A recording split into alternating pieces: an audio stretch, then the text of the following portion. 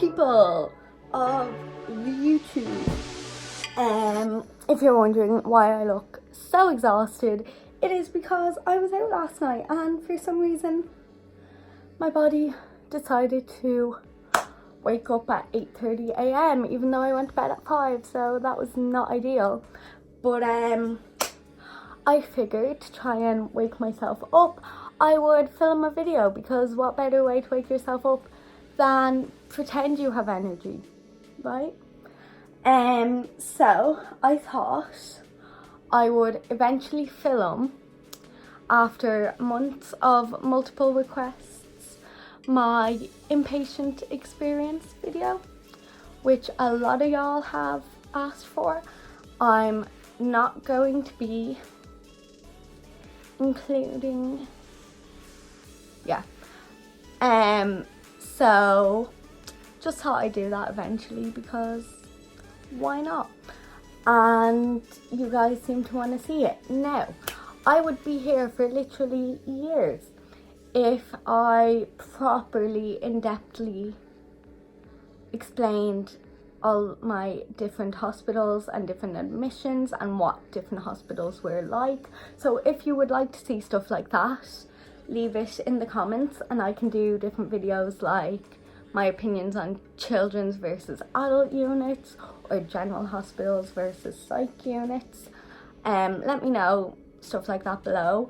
But if I were to put kind of my opinions on all different places into this video, we would be here for yonks. So I'm just gonna jump right into it, because I have a lot of experience in these places to get through in this video. So, my first experience ever with hospital for anorexia, I was not even with CAMS. My guidance counsellor just came into me one day in maths. And now usually when the guidance counsellor calls you out of class for a minute, you know, you go back in like 2 minutes later. I never went back.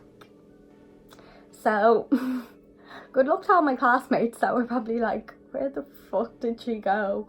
But yeah, so I had no idea what was happening. But basically, apparently my guidance counsellor and my form tutor or class tutor, whatever, had rung my mum and were basically like, yo, bring this gal to a hospital now.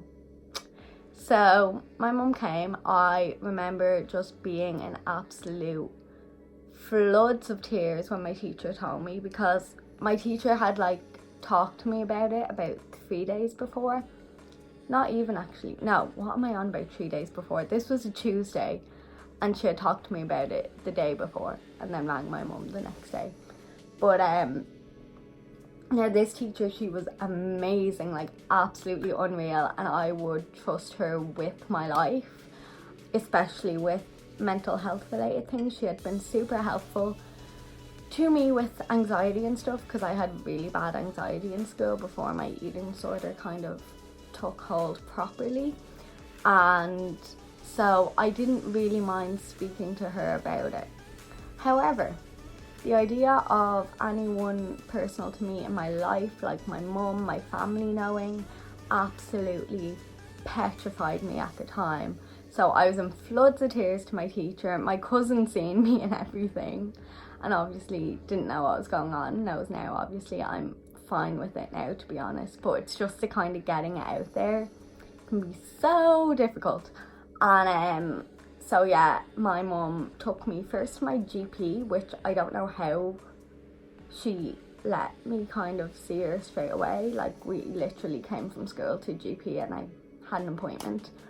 I went in, my GP wasn't the most clued in, as most are not, so she was kind of like, download the Headspace app, and I was like, helpful. Then she was like, maybe go to A&E for bloods just in case, and I was like, sure, why not? Get blood test, go home, you know. I was naive. I was very naive. In fact, I say that as if it's just because it was my first admission. I was naive on every single admission. Even my last admission, never thought. I was like fighting with my mom. I was like, I'm not being admitted.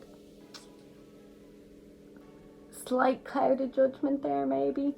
But yeah, so essentially went to A&E, and they were like, yo, you were step on scales, yeah, you're not leaving. So despite being sent for bloods, I think, as far as I remember, I was more so admitted based on weight. They were just like, we can't let you go home again. They have like weight BMIs that you have to be kind of able to leave the hospital once you go into it. So I was there. I was meant to be there for kind of refeeding as well. So I had a dietitian who had me on a stupidly low meal plan. Don't know how I got away with it, but didn't even have to have potatoes with my fucking dinner. Like, my dinner was like chicken and boiled veg, and I had no snacks. I really don't know how, but yeah, they got onto CAMS anyway, and CAMS got back to me like 12 o'clock the next day. So like, they literally referred me at like midnight, and CAMS wanted me admitted to the inpatient unit, but to wait in the general hospital until then, and I had to be medically stabler first. If that makes sense. That's not really a word, but anyway. So that happened there. I was stuck. Then it came to the 10 days were kind of up for the weak feeding syndrome. I had reached their target, you know, that you had to be in order to leave hospital. How the doctors believe that either, I don't know. But yeah, the doctors were a bit dumb as well. Like, they didn't know that you can't gain like 5-6 kilos in like a week, or not in real weight anyway. And yeah, I kept telling Psych Reg how much I adored Christmas. He knew. Like, I went in at the end of November. This was the very beginning of December. I was like, I adore Christmas. Like, if they're sending me to the inpatient unit, I want this weekend at home to do Christmassy things. And now I had this, now that I think of it, that was when I'd come to terms with having the assessment. Actually no, I hadn't, because I remember lying in my mum's bed at home after this, bawling the night before.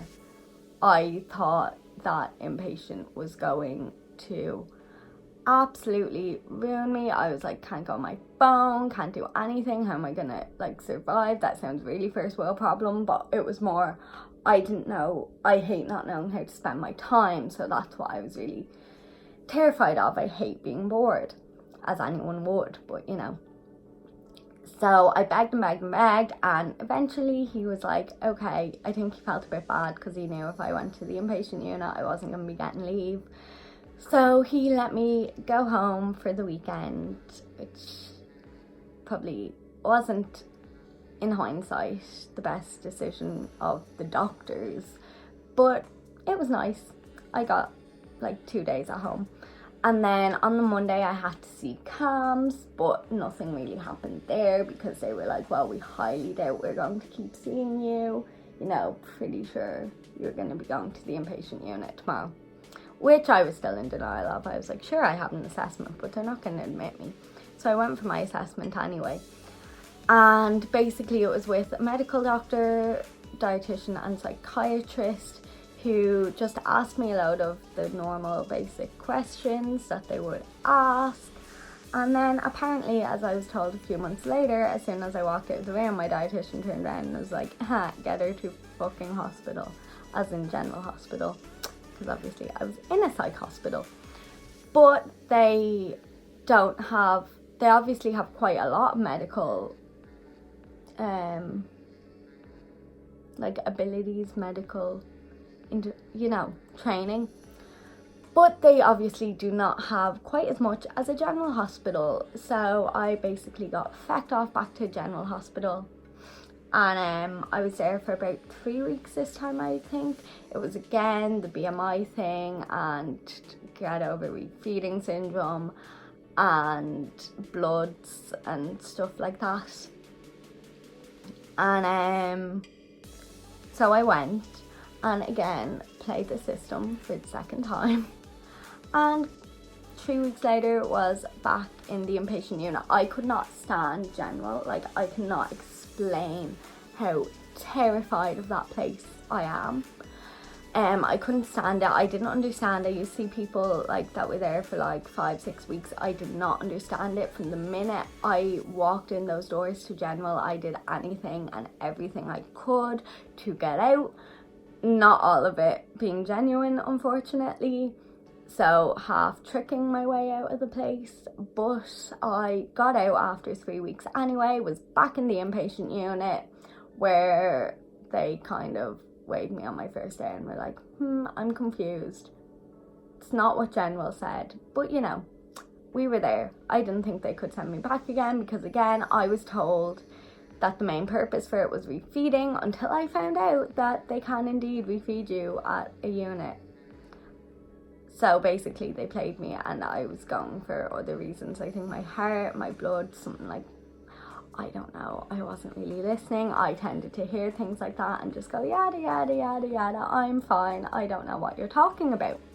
So back to the inpatient unit I went, and I was there for about 3 weeks until my blood sugars were just really, really bad all the time. I was trying to drink the orange juice they shoved at me when they went dangerously low to avoid a hospital admission. But it got to the point I wasn't, like looking back now, I can definitely see I wasn't eating enough and I was so confused. My brain, when I look back on it, was so distorted in every way, like not even just about food.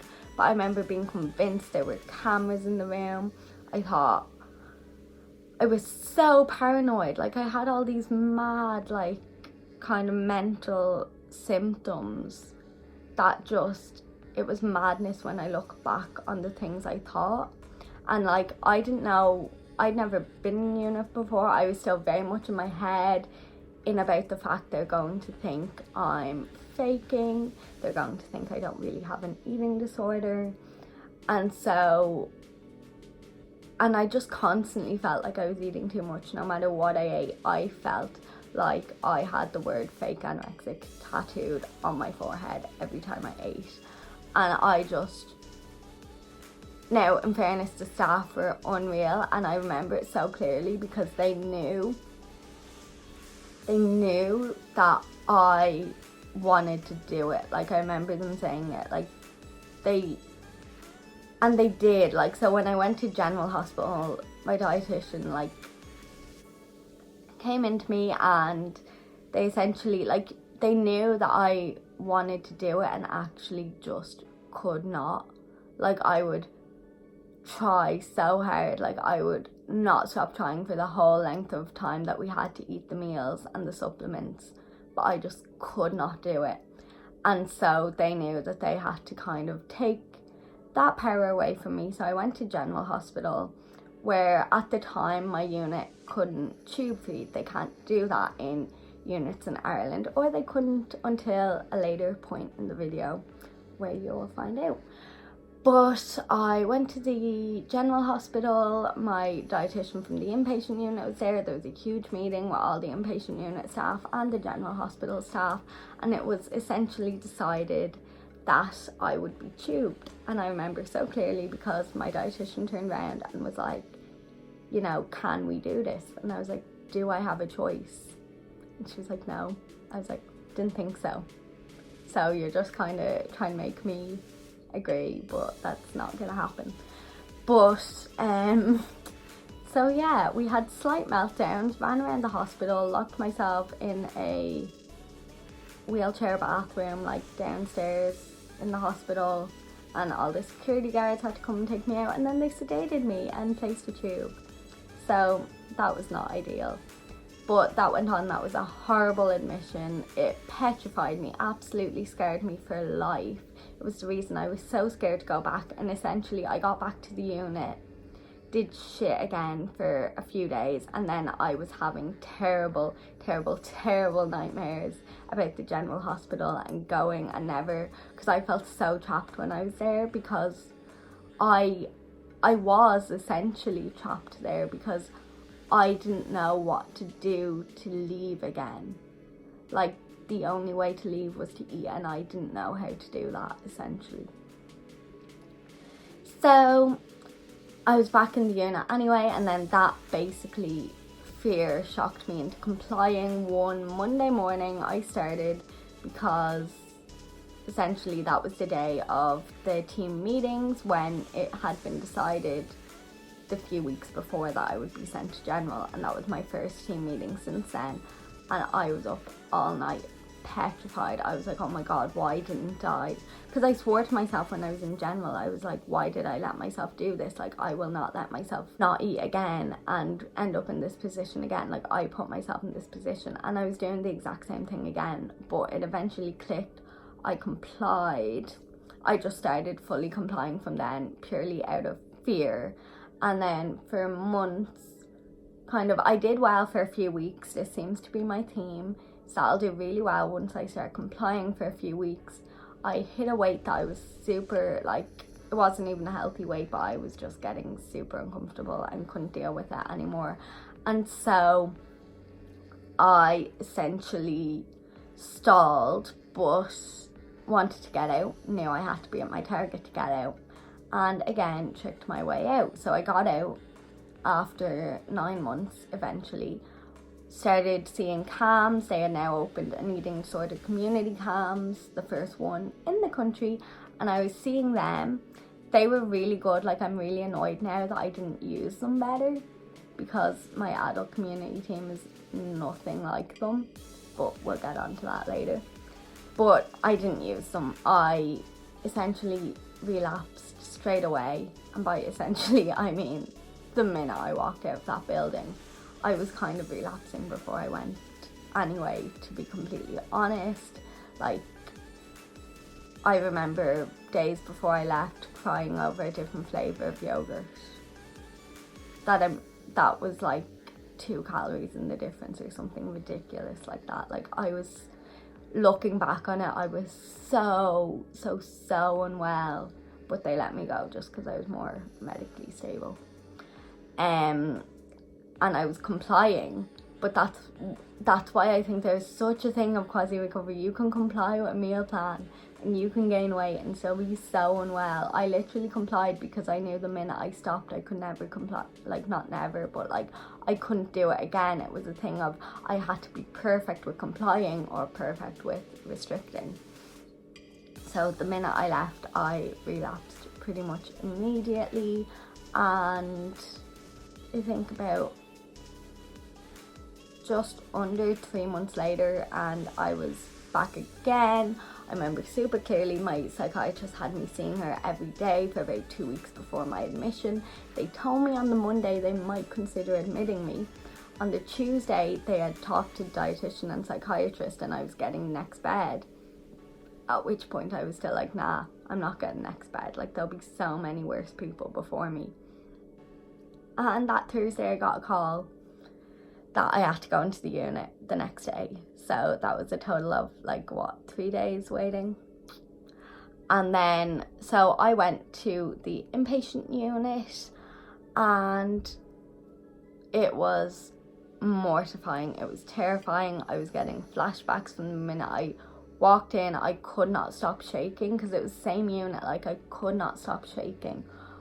And I was just having such terrible anxiety. I was having panic attacks from the minute I got near the door. But they got me in eventually anyway.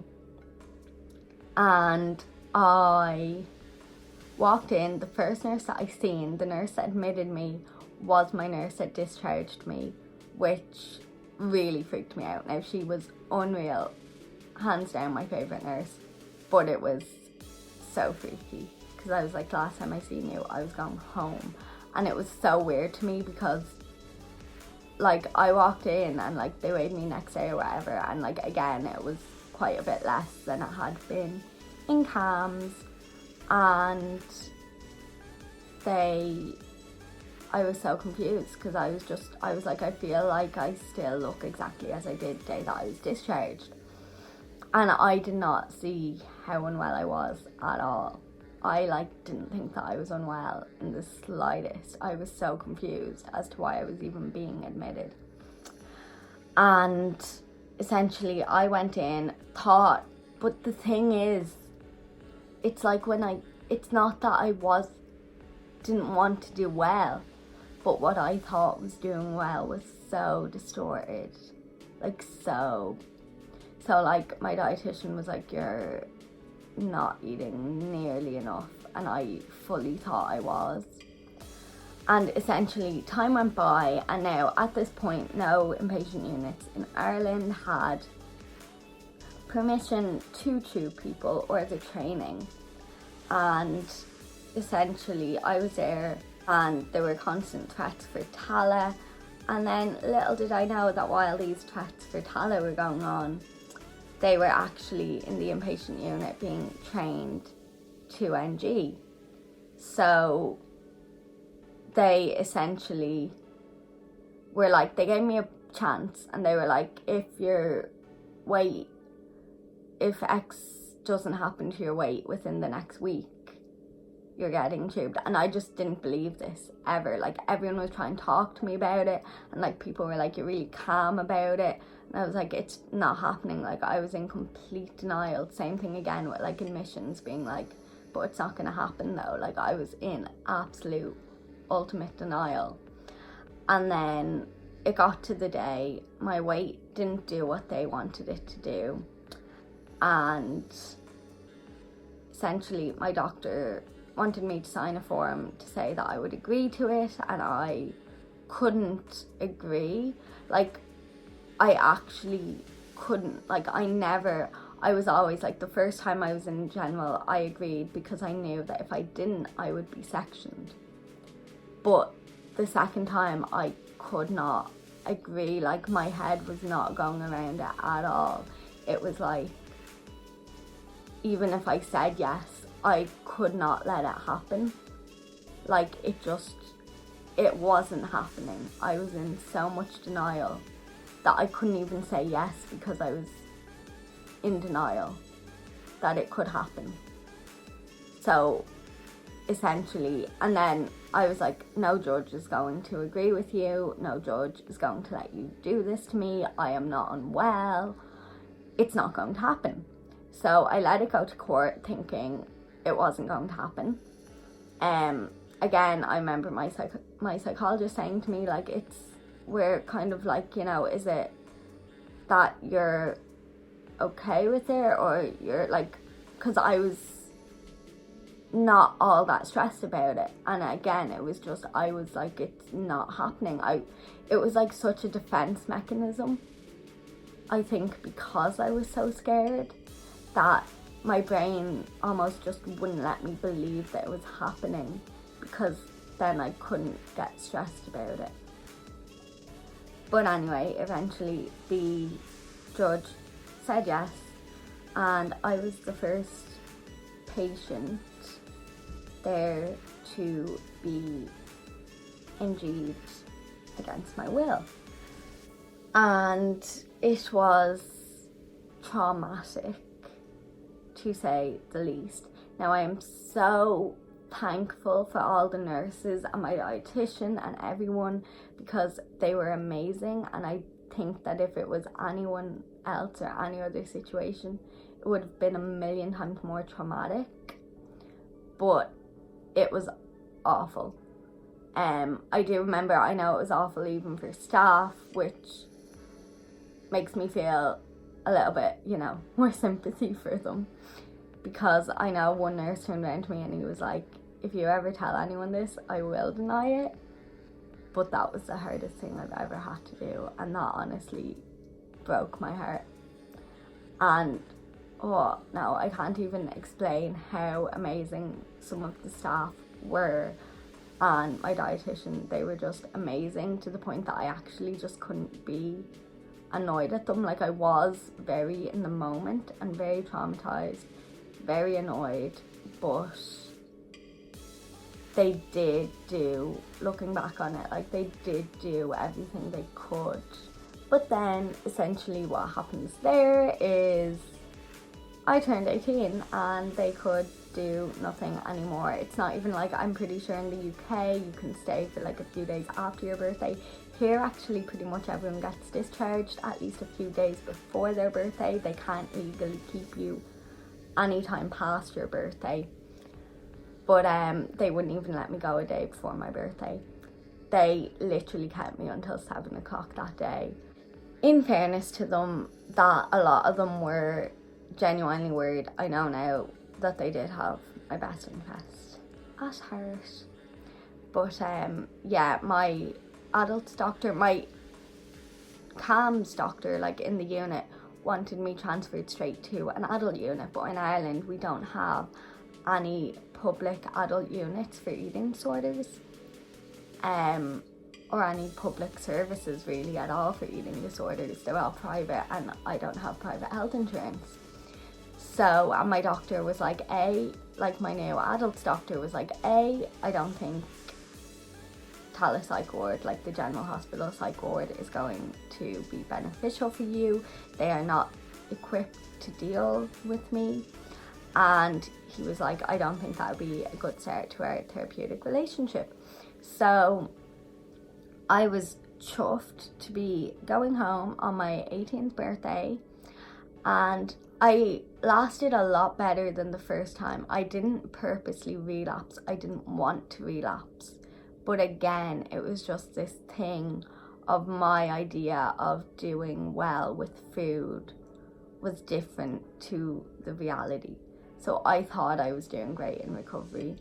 And next thing, one day, I get a phone call from my doctor to go to A&E, and it was because of my bloods.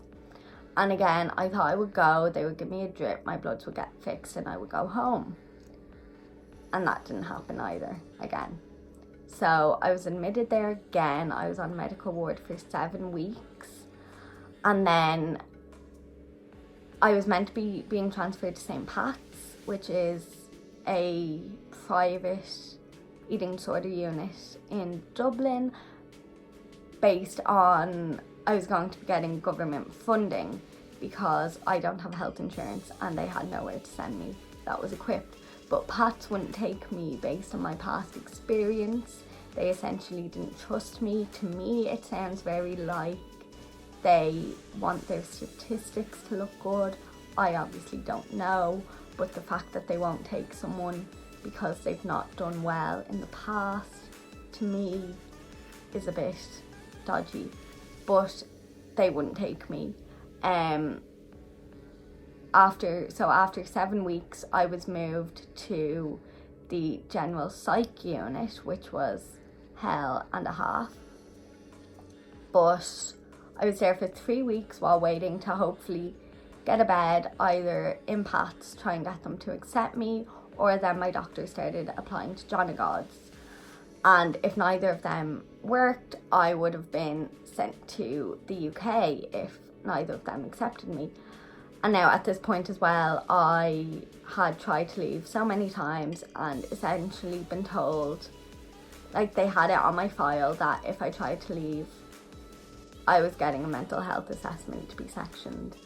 And if I was sectioned, I couldn't be sent to either of these the units in Ireland under government funding, because a big ethos kind of thing in the units is you have to want to get better.